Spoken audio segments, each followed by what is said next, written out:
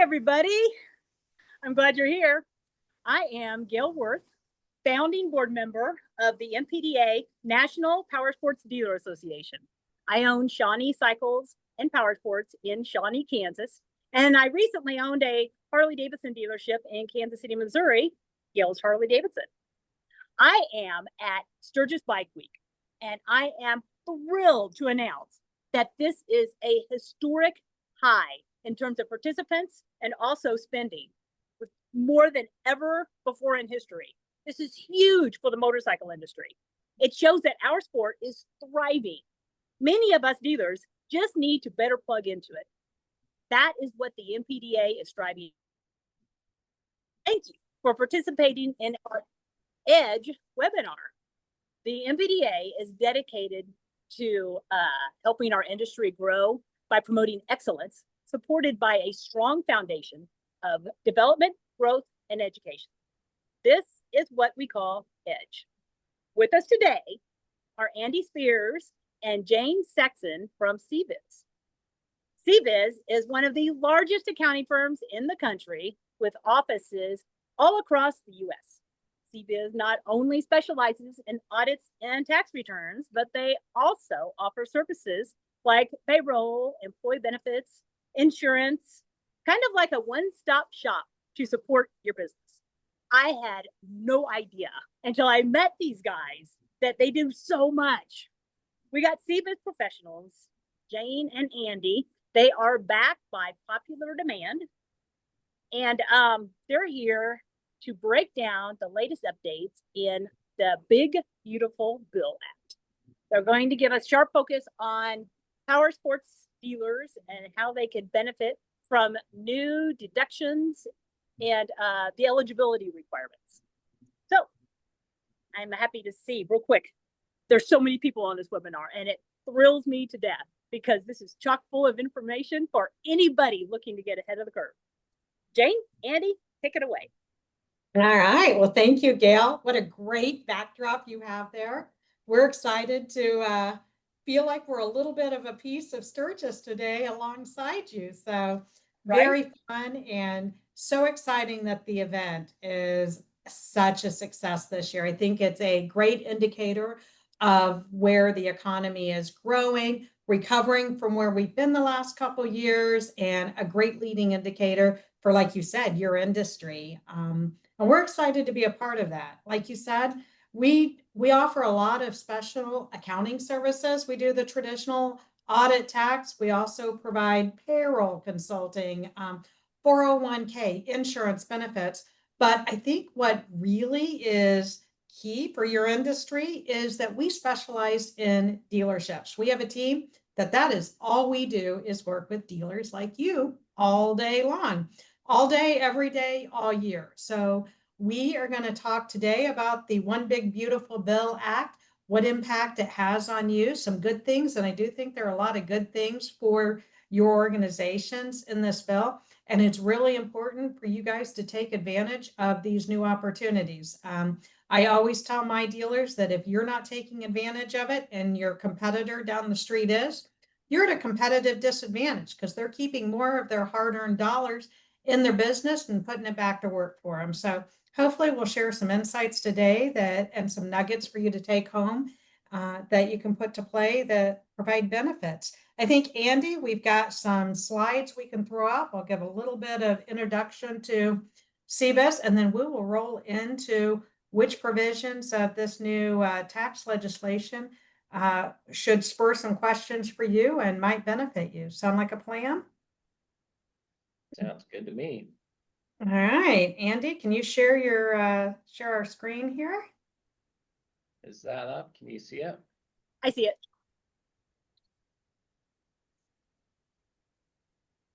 Jane, do you got it? I do not have it. Gail, did you say you do have it? I see it. Yes, I do. CBIZ services slide. I don't see it. Check your second monitor, Jane.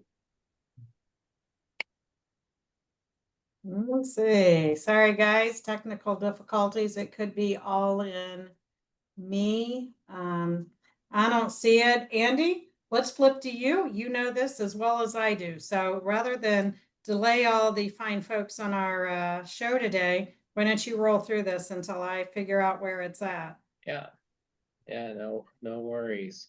Happy to be here. Probably be a little more happy if I was at Sturgis as well. It sounds like a blast. We're going to hit you with a lot of tax talk today. So thanks for everyone joining us, and especially after lunch. We'll try and move through these and keep it focused and entertaining for you. Just to kick things off with the One Big Beautiful Bill Act, this was a big priority for President Trump. And part of that, at least from the tax perspective, was that everything from his original Tax Cuts and Jobs Act, a lot of that had sunsetting provisions on it, meaning things were going to go away. So like bonus depreciation is going to go away. Higher tax rates were going to come back in 2026. And so that's why this was such a big priority, and honestly why some of the biggest wins in this are the things that made it stay the same. So with that, I'm going to hit this bonus depreciation, kind of the first item on the agenda. It allows 100% deduction on the purchase of fixed assets in the year that you place it in service. And again, just some background on that. For 2024 returns, that was phased out to only 40% and was set to expire and go away. So having bonus depreciation back, not only at 100%, but back permanently, it is a big win. Great incentive to invest in retooling your shop and things like that. On a related note is this new qualified production property deduction. And the easiest way I like to think about this is it's basically 100% bonus depreciation on real estate. Real estate typically is a 39-year depreciable life, takes forever to depreciate it. If you meet this criteria, you can depreciate the real estate 100% in the year that it's placed in service. I'm not sure that it's terribly applicable to our dealers because it is pretty heavy on emphasizing manufacturing. So your product's got to undergo a substantial transformation from raw materials to a finished product. That's kind of the idea with this one. So mostly a manufacturing incentive, but it is new, so we thought we'd throw it out there. Final fixed asset benefit we're going to hit is the 179 deduction. This is like, it's more or less the same thing as bonus depreciation. You're deducting or expensing 100% of your fixed asset in the year that you buy it and place it in service. So the One Big Beautiful Bill expanded 179 deduction by allowing more deduction to be claimed and expanding the phase out rules. From my chair, at least, and from like a federal tax perspective, 179 and bonus depreciation are effectively the same thing. And we'd prefer to do bonus depreciation just because there's less rules and limitations. But where this gets interesting is at state tax level, because most states don't like bonus depreciation. They make you add it back, and then you have to depreciate over 5 or 7 or 15 years. Most states also allow a 179 deduction. So the play here is being able to track your fixed assets in such a way that you bonus them at the federal level, and then 179 them at the state level. So that's, I mean, it gets a little complicated, I guess. But once you start throwing in the states, that's where this can really be a tax saver.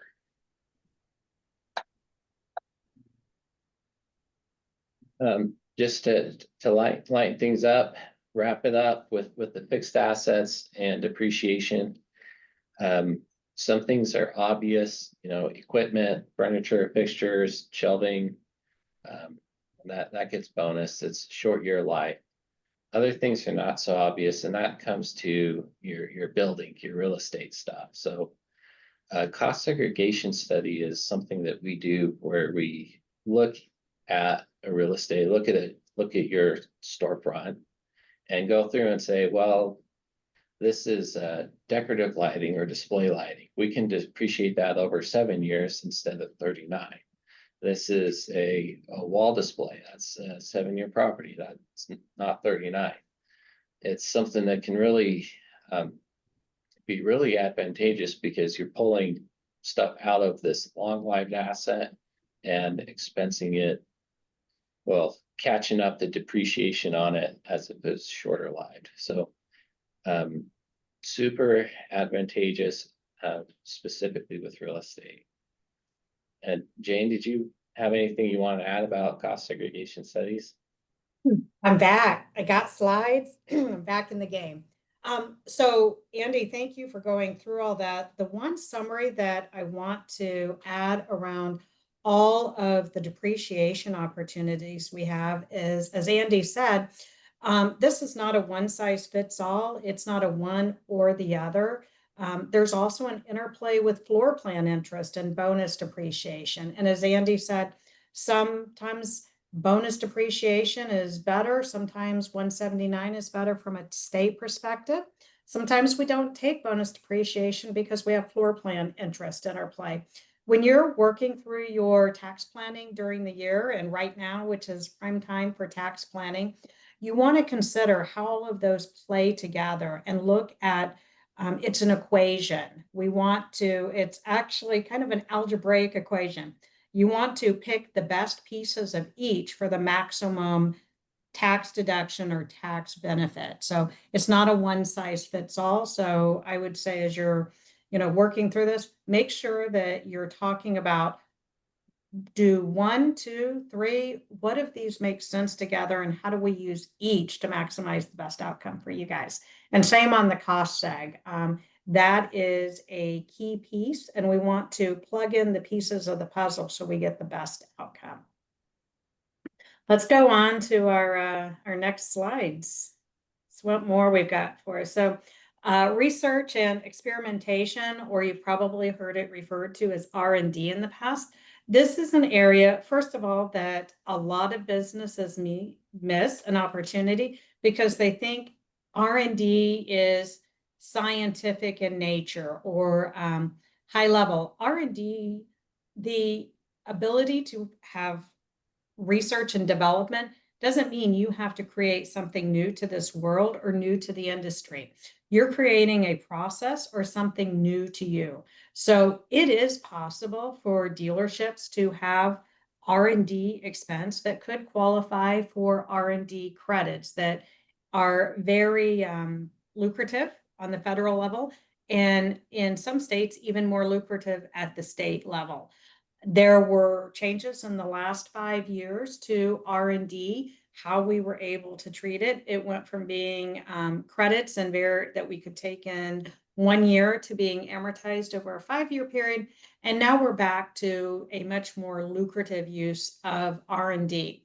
So I would say from the dealer perspective, if you have perhaps a parts business or have developed a process or procedures that are creating something new in your organization that have some element of failure that could occur in them. So it's not a sure thing. That could be R&D. Take a look at it. For example, in a delivery service of vegetables, the way that you wash and process lettuce from farm to delivery truck that can be considered R&D. So may sound like it wouldn't apply to you, but if you're trying new processes, ask the question. All right, let's move on to what's next. Andy, tell us about business interest limitations. Yeah, so this is one that Jane kind of teed up for me already when she's wrapping up this discussion on depreciation. The 163J business limitation has been around for a while, and it basically is just this idea that the IRS doesn't want you deducting excess amounts of loan interest in order to suck out profits from a business and avoid paying tax. So the way this works is, and I'll just emphasize the way it works now, and again, the word permanently is bolded on the slide, is that we start with a base adjusted taxable income, which is taxable income plus interest expense and plus depreciation and amortization. And that's the part that's a big win for the One Big Beautiful Bill Act, is getting that piece for depreciation and amortization added back on here. So what this does is it gives you a bigger base, and it makes it harder to get in a position where your interest expense is going to be limited. What this has to do with the bonus depreciation, and I guess I'll add with flooring. Flooring generally is not subject to this limitation. It gets carved out. But we've got to also be careful about how much depreciation is claimed, because we might get in a position where we're not allowed to use bonus depreciation. So real technical on that. It's maybe not something to necessarily worry about, just be aware of. That's a piece of the algebra that we do kind of behind the scenes. Again, the big win here is that limitation just got bigger. It got harder to limit your interest expense, and that is a good thing for us. And if I may, I'll throw in there, Andy, if you have acquired a business and you borrowed to acquire the business, so you have interest expense related to acquisition debt, this is something to consider, because again, all of these deductions and pieces move kind of in concert together. So you want to be looking at those things now to know what your tax strategy is for the end of 2025 with no surprises and with opportunities to move these pieces around to get the best answer at the end of the day. Yeah. Well, and that's kind of what we're here for, right? Because, half the end of the year is a great time to be putting this together, saying, we've got plans to do remodel work or acquire, or project out what our depreciation is going to be, so we can do estimated payments and kind of get in front of these things while we still have a window to control them, instead of being reactive and just doing the best reporting that we can do with the facts. You are spot on. When you're working through taxes, that should be active throughout the year. It should not be merely reporting history of what occurred the year before, if you want to have an impact on the strategy. All right, what do we have up next? More, let's say, boring limitation stuff. This is the excess business loss limitation. It was part of the Tax Cuts and Jobs Act, and basically, when your business income flows out to your personal return, this is a rule that says you can only claim so much business loss in 1 year. So let's say that number is 600,000. If you've got $1 million of loss, you're capped at 600,000. If you have income from other sources, now that might be taxed. So that's kind of the idea there. with the One Big Beautiful Bill Act, it was kind of as much ado about nothing on this. Nothing changed about the way this rule works. So there was some talk about making it a little bit tighter and a little more punitive. That did not happen.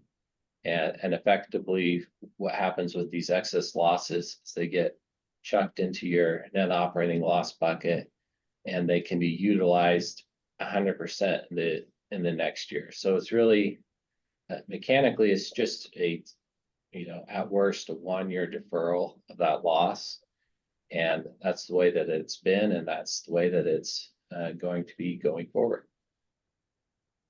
And again, as we're talking through planning during these times, if we are in a situation where we had excess business losses from a prior year, we want to be strategic about using those excess business losses. So let's say that we have a large NOL that we can carry forward. Perhaps we want to bring in some income to our individual tax return at a really low tax rate or a zero tax rate. That could be from a 401k. It could be converting from a traditional 401k to a Roth at a 0% tax rate. There are lots of opportunities there. So again, think of the tax laws opportunities. These are not just rules that we check boxes. These are moving pieces that we need to look at and maximize your benefit too. All right, let's go on. I'm going to throw in here real quick. This is exactly why we need to start working with our accountants, with CBIZ, people like this now. Now it's 1st of August. I mean, we may not have been working with our accountants hand in hand all year long, but right now, starting now, start planning so that you end on December 31st where you want to be. Yeah. Oh, couldn't have said it better, Gail. We're going to hire you as our spokesperson. Yeah, right? I love it. Yeah, that's awesome. Thank you. This last slide here is just kind of a catch-all. There's the One Big Beautiful Bill is 300 plus pages long. And there's a lot in it, but some of the kind of most impactful things I'll hit on this is the employee retention credit. They've expanded the time that the IRS has from 5 years to 6 years to challenge ERTC claims. And also as kind of a offset to that, if you filed an ERTC claim and you want to rescind it, you have an additional year now to actually go back and amend your return and pick up the disallowed wage expense that you reported when you did the ERTC. So that else, and just by saying that, something that I'm working on with a client right now is actually working through the substantiation of the claim. So if you've got a claim out that you want to, maybe just double check and make sure you're on good ground, it's something that we can look at. Absolutely. The one highlight on here, Andy, that decreases a little of the administrative burden. Just make a note that now for 1099 reporting, we used to have to report to vendors that we paid $600 or more. That has been increased to $2,000. So hopefully that eliminates some of the filing requirements. And again, I'm going to put a plug in for Start Now. If you have vendors that you have paid more than $2,000, get those W-9s in now so that you're prepared at the end of the year. Yeah.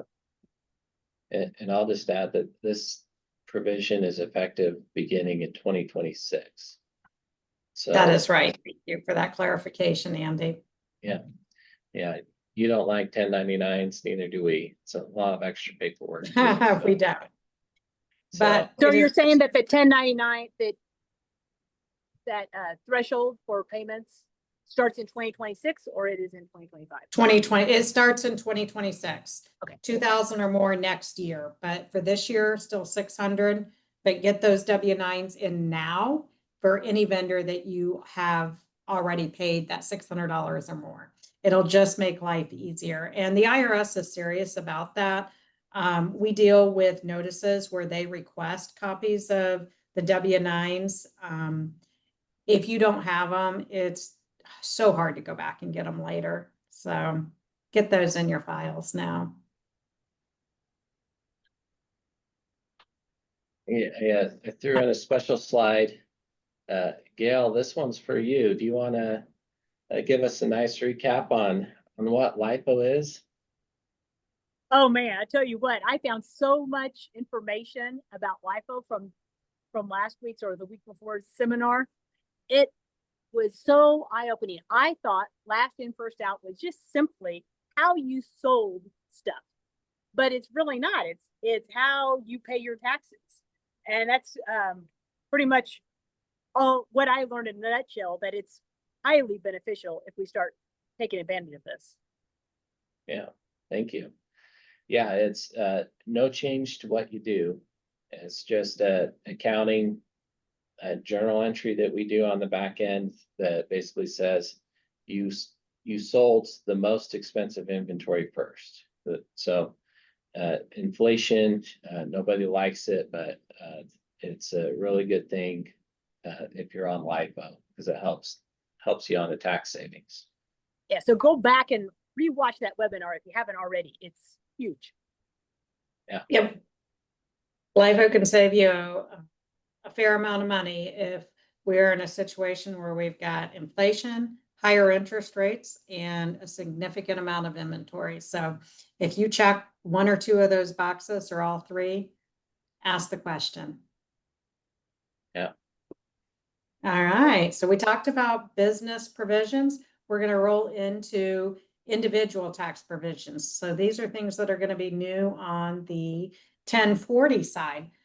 So one of the benefits that we've seen out of this, and as you've seen, there are a lot of provisions that are really business friendly and business owner friendly. And you're going to see the same thing as we roll through some of these individual tax provisions. So tax rates are not going up. That is wonderful news to all of us. And in fact, we're going to have cost of living adjustments, which we always have, are more favorable for the future years than they have been in the past. So we're going to see broader or larger tax brackets, if you will. So what that means is that the same income could possibly be taxed at a lower rate than it was before as we get the benefit of those expanding tax brackets. So good news for all of us. Let's move on to our next change, please, Andy. Standard deduction. Standard deduction goes up every year again to adjust for cost of living and inflation. For joint filers, that's going to be $31,500 this year, or $15,750 for individual filers. There was and I think we have a slide. I might be jumping ahead, but there was a lot of press given to whether Social Security benefits were going to be taxable or not taxable as this bill was being negotiated. I would say that yes and no is the answer to that. But what it did was create an additional $12,000 for married filing joint deduction for those over 65 or 65 and older, and an additional $6,000. So the idea is that that offsets a portion of Social Security that you may be collecting at that time. If you're not collecting Social Security, you still get the deduction. So if you are 65 and are deferring till you're 67 or 70, you still get this deduction if you are 65 or older. Did I skip anything in between there, Andy? No, I think you hit it again with the tax rates and the standard deductions. More what we've been used to has been made permanent.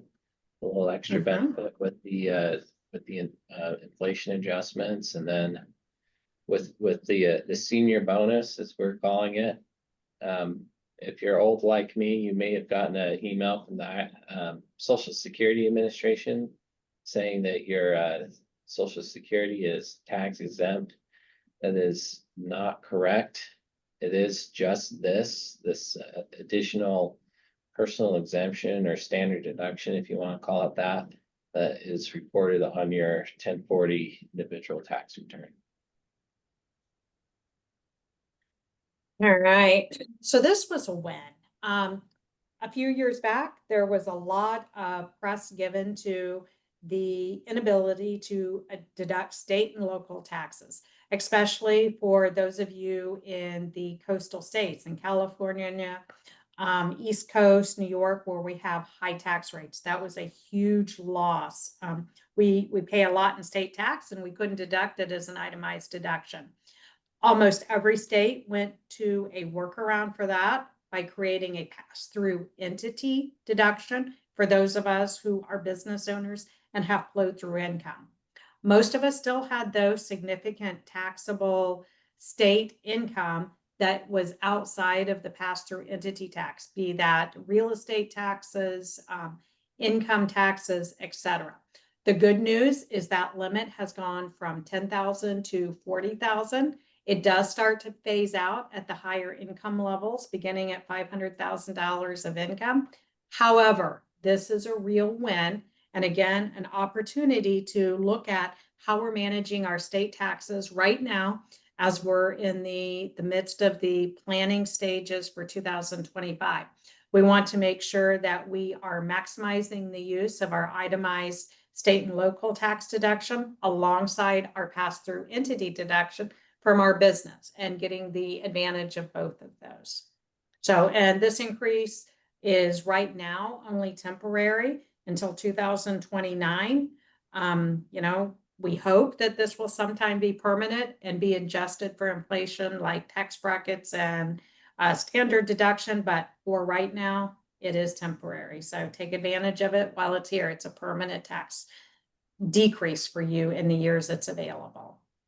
All right, what's up next? Yeah. Again, pass-through entity tax. No change here. We are able to use the pass-through entity tax strategy still. It's a great strategy when you have income in a flow-through entity, be that your operating business or your real estate, and you want to maximize that. It gives you, if you are paying $100,000 in state tax and you can deduct it on your federal return, it's a 30% savings on your state tax. So think of it as a rebate or a discount on your state tax. Make sure you're taking advantage of that when you talk with your tax advisors, or if you want to talk with us about that. Yeah. All right. Qualified opportunity zones, kind of shifting gears. This is a kind of an investment program that allows you to defer capital gains. So the kind of the play here is that if you've got an asset, or for example, maybe you sell out of your dealership, you might have quite a bit of capital gain income. You can take those earnings and reinvest them in a qualified opportunity zone and have the opportunity of deferring the payment of the tax on that gain. And I believe if you hold these for the full 10 years, you get in a situation where your investment in the opportunity zone is not subject to tax as well. Right. So this can be a great planning opportunity if you are looking at exiting a business and you have a capital gain that you want to reinvest or redeploy those funds at a different investment. This can be a big opportunity. One of the things to consider as you're looking at these opportunities is the cost of the real estate you're investing in. Sometimes that cost can be inflated because there's a tax benefit associated with it. So you have to manage the tax benefit along with the cost of the investment to be certain that it's a good deal in the end. Somewhat related to being a business owner, 1202 small business stock is something that can be very impactful. It's a kind of a startup incentive. So, and it's also specifically for C corporations. So no partnerships, no S corporations, has to be C corp. If you meet the basically the holding requirements, you gotta own it for at least 3 years. And if you meet the size requirement, which in this case is 15 million, or sorry, the 15 million is how much gain can be excluded. The aggregate gross asset is the size limitation. So the business needs to have 75 million in assets or less. You could exclude up to the 15 million in gains on the sale. And the this is something I'll say it's been around for a while. The new wrinkles on this is this stairs, I guess. So if you hold it for 3 years, you get 50% of exclusion, 4 years, 75, and 100% for the 5 years. That's kind of the new wrinkle, and then allowing 15 million instead of 10 million. Again, it's a really great deal if you are a C corporation. That said, there are some other tax consequences of being a C corp that you have to accept, such as the double tax when you pull dividends or you pull earnings out. So again, kind of one of those things, double-edged sword. I got to do the analysis up front, see what works best for your game plan. Okay, so I'm just going to throw this out there as okay, this is why I have a CPA and you guys instead of myself. So I understand that an LLC can go with S corp or C corp on taxes, right? This is a perfect reason why we need to work with you guys so that we can decide, okay, which makes more sense now that this is here. Yes, you are absolutely right. Structure is key in a business. And I would also throw in there that just because you chose one structure at the beginning of your business, A, doesn't mean that it can't be changed, and B, it doesn't mean it shouldn't. So we should be looking at the structure of the business, evaluating if it's right for how you are operating now or how you're going to be operating in the future or what your plans are. So that should be a discussion right now alongside that tax planning and talking about where do you intend to go? You know, are we going to continue to operate for another 10 years? Are we looking to sell in the next 3? That could guide our recommendations and directions. Yeah. All right, QBI, my favorite tax provision. So this was part of the Tax Cuts and Jobs Act. This aligned flow through entities, so S corps and partnerships, with the reduction in the C corp tax rate. What this does is give business owners a 20% deduction on their qualified business income. So if you are at the highest marginal tax rate of 37%, it basically brings down that tax rate to 30% or 29.6% on your flow through business income. This did not change. There was tax of increasing the percentage of deduction. Unfortunately, that didn't happen, but this 20% deduction stays in place. And again, another plug for planning and strategy. You need to make sure you're getting every penny of that 20% deduction that you can. So if you are the owner of an S corp and you're taking out what we might consider excess wages for yourself on a W-2, you'd be missing 20% deduction on those excess wages. We'd want to look at that and decide what is the right amount of wage for you to be taken out and what is the right amount of dividend. Because let's say you're taking out $500,000 in wages and that's all that your business made. That took you down to a 0 net taxable income for the year. You don't get any qualified business income deduction. But if you took only $200,000 of wages and you had $300,000 of profit left in your business now, you get a 20% deduction or a $60,000 deduction, and your tax rate's going to be a whole lot less on the combined wages and flow through income. So you want to look at that as you're doing your planning and strategy now and see if you should make any changes to your wages. If there are deductions that you're taking that should be distributions or dividends to maximize the use of this qualified business income deduction. Oh my gosh. That is, oh my goodness. I mean, every once in a while, something you guys say pops up and it's like, oh my goodness, that's huge. That's awesome. Yeah, and you want to look at it and you want to plan for it. And there's still time. So, you know, if we're not in the best situation, we've got several months here. We can make it better for the rest of this year and then make it better for the future. So yeah, take advantage of it. It's out there for you guys. Got to take advantage of it.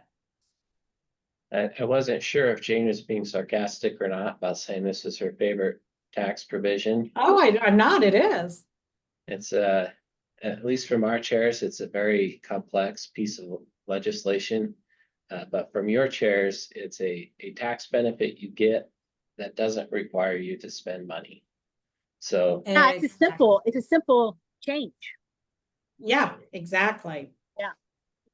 This is just tax strategy and tax planning. Do that. This Don't is just great information you guys are sending us. So this is an interesting one, the tax provisions on overtime pay. So of course, this is going to be a big deal to some of your employees, and it might also impact how you employ, what number of employees you need. My thought here is that there are going to be employees that are looking to increase the amount of overtime they're willing to work because that dollar just got more valuable to them with this provision that allows them to not subject overtime pay to income tax. If you think about, you know, in the past, they would have paid, say, 20 to 30% effective tax rate on each dollar of overtime. Maybe the cost benefit to them is the take home pay wasn't quite incentive enough for them to want to work more. Now they get to keep most dollars of that overtime pay. So perhaps this changes your employee strategy. You may have employees looking for more overtime from you. So I think just understanding how this works, knowing that when you do W-2s this year, that you're going to report in different boxes, overtime wages separate from standard wages is important from an administrative point of view if you do your own payroll in-house. But also thinking about how this impacts your strategy as an employer and what your employers are looking for from you. Perhaps this means you need less full-time employees or full-time equivalents going forward. All right, let's roll on to the next one. Charitable tax provision. So some good and a little bit of bad here. So good is that all non-itemizing taxpayers, so everybody who takes just a standard deduction, because maybe they don't have mortgage interest or a lot of state or local taxes, in the past would not have been able to deduct charitable contributions. Now you can, $1,000 if you are filing single, $2,000 if you're married filing jointly. So that's a nice little benefit. The downside in this new legislation is it does provide a floor or a limit for those who do itemize and make charitable contributions. They're not allowed to deduct 100% of that anymore. It is now limited to a percentage of your taxable or your adjusted gross income. There are ways to plan around that though. So if you give $100,000 in each year to your church, or you give $50,000 to each year in your church, you'd be taking a haircut each year for those 3 years. You could set up what's called a donor advised fund, which in essence is really just a checking account that counts as a charitable contribution in the first year you set it up. Put your donations of $300,000 in year one. Then you're only subject to the haircut once, and you use that donor advised fund over the next 3 years to give your contributions to your church or other favorite charity. So planning opportunities here to take advantage of if you are charitably inclined. All right, let's roll to the next one. Child tax provisions.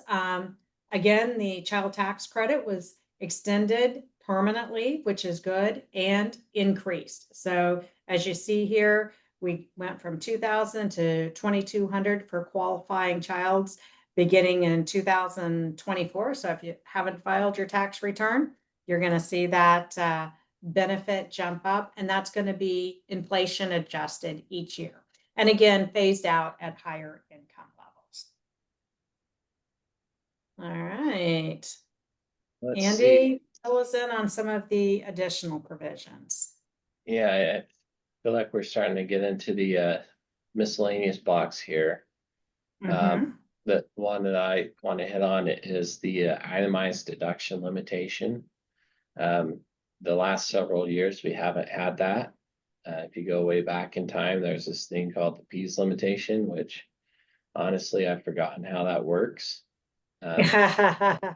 It limited your itemized deductions based on your income for 3%. So when Andy said he's old and he gets notices from Social Security, he just outed himself. He's not that old.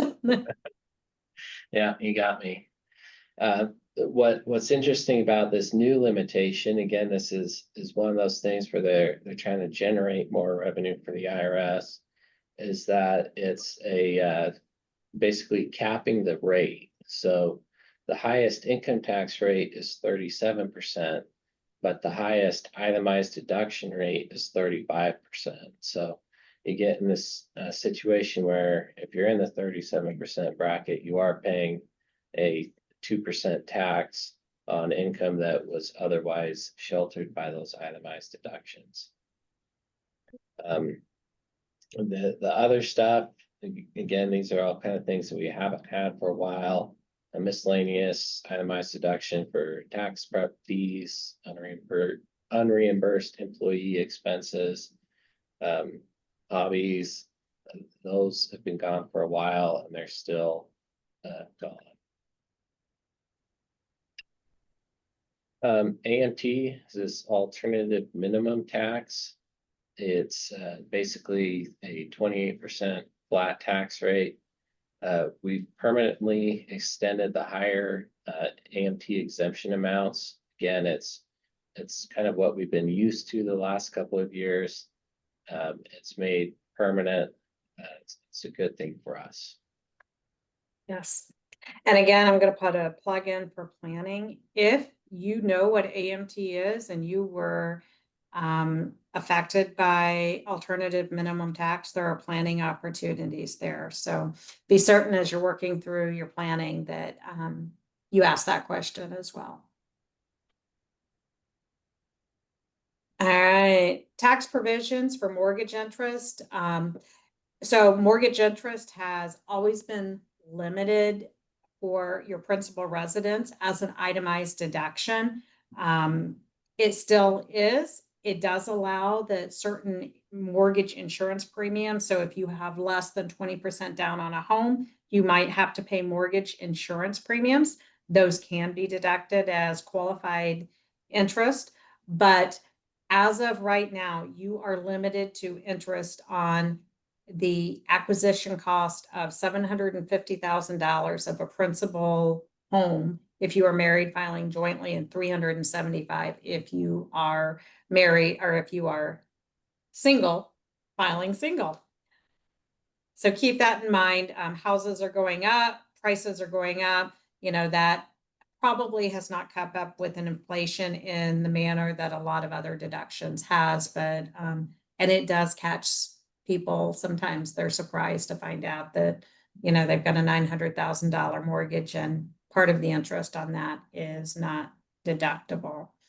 Again, the personal casualty loss. So if you have, generally this applies to clients that are in disaster areas. If you are in a disaster area and you suffered a casualty loss that is not covered by insurance, there is a tax deduction that could be available to you for that.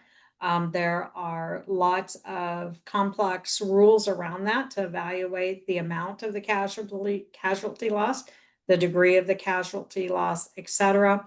But if you are in one of those areas, it is important to know that, or if you are the unfortunate victim of a business casualty or personal casualty, make that known to your CPA so that they can address that appropriately.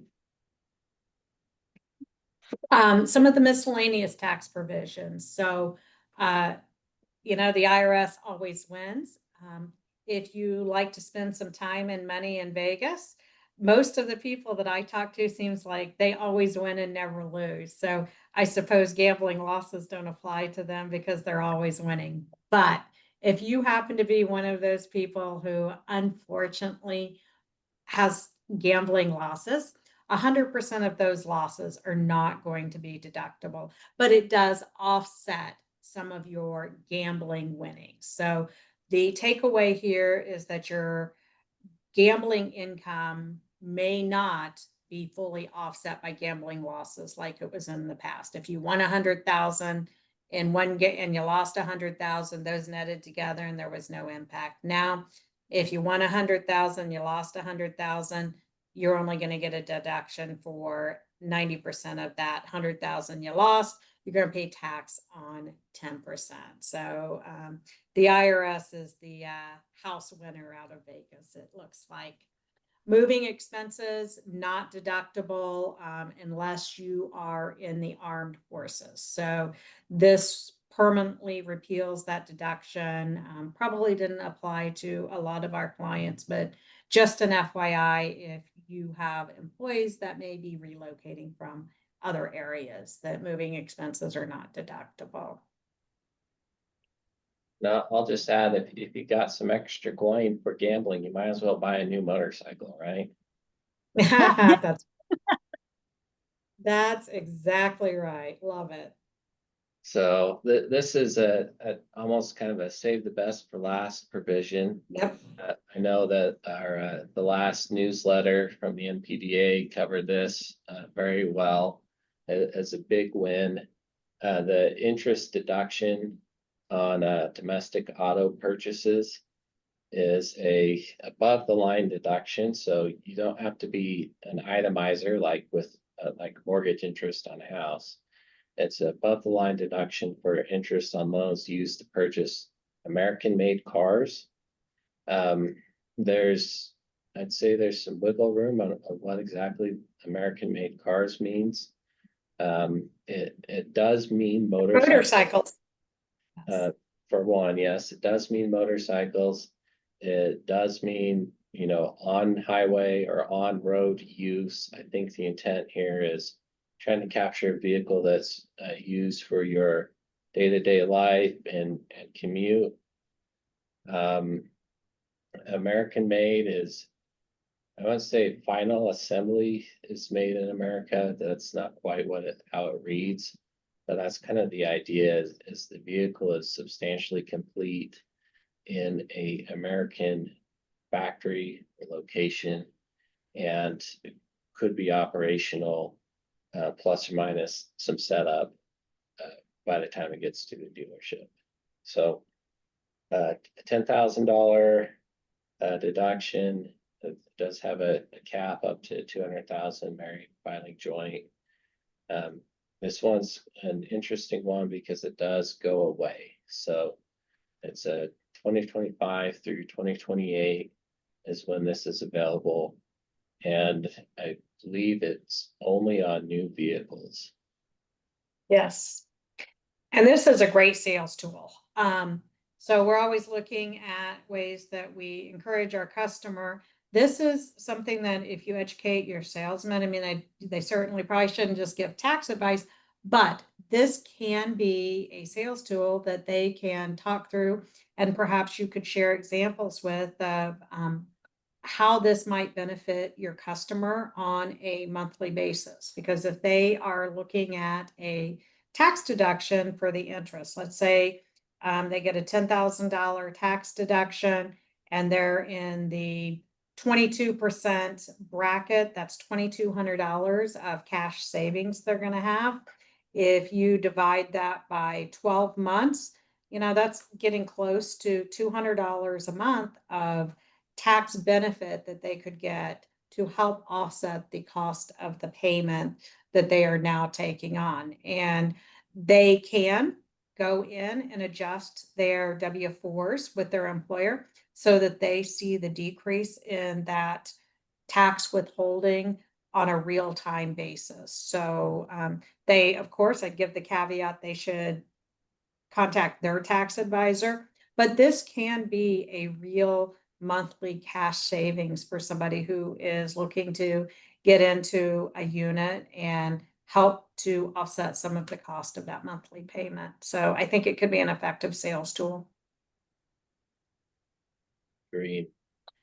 So I have George, while you were typing this, George asked, I own a multi-line dealership in Missouri, and I understand our customers can deduct interest on auto loans and motorcycles, but I sell Honda side-by-sides and they are allowed on the street. Those Hondas are built here in the US in North and South Carolina. Can my customers deduct interest on those, and would it be legal for me to advertise that?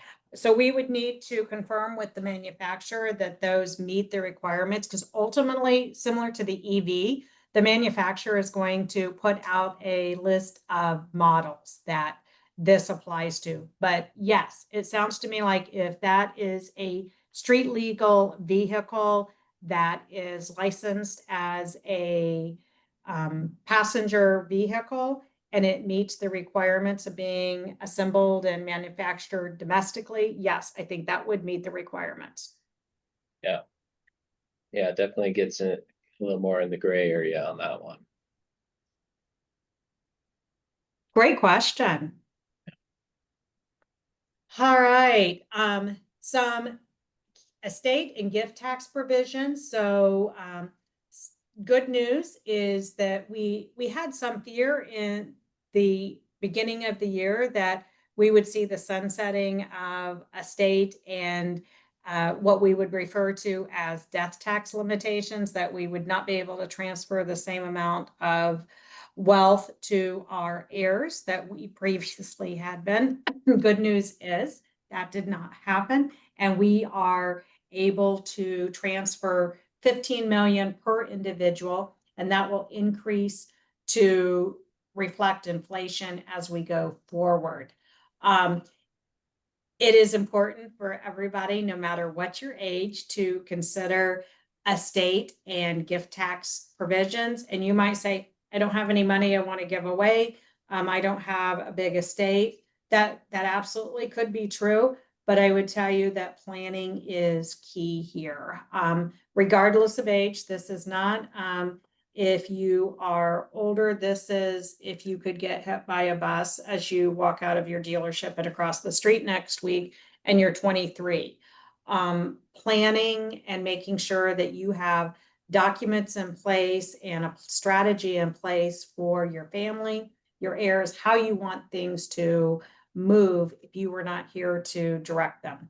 The second plug for that is if you do have a large estate, if it exceeds 15 million as an individual or 30 million, we need to look at that, because we can start moving some of those assets. You still can have control of those assets, but we can use that exemption very tax efficiently so that your heirs do not have a significant tax burden as a result of the inheritance that you pass along to them. They get to keep more of what your hard-earned work provided. So good news on the estate and gift tax provisions. We are running up on time.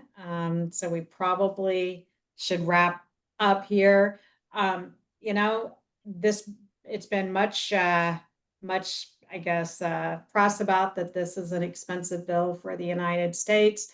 There were provisions in there to help offset some of the increase to the national debt. And those we don't have a lot of control over. But again, what I say is in order to be competitive in your market, you need to take advantage of the provisions that could apply to you. So we've laid out several here today to discuss either with us or with your CPA. Get on their calendar now. Now's, excuse me, time. We've got 4 months to put this all together. And I think there are some great opportunities for dealers here. So here's our information. Reach out to either me or Andy or both of us. We'd love to talk to you if you have questions. If you'd like a complimentary review of your tax returns, we provide that as members and supporters of NPDA.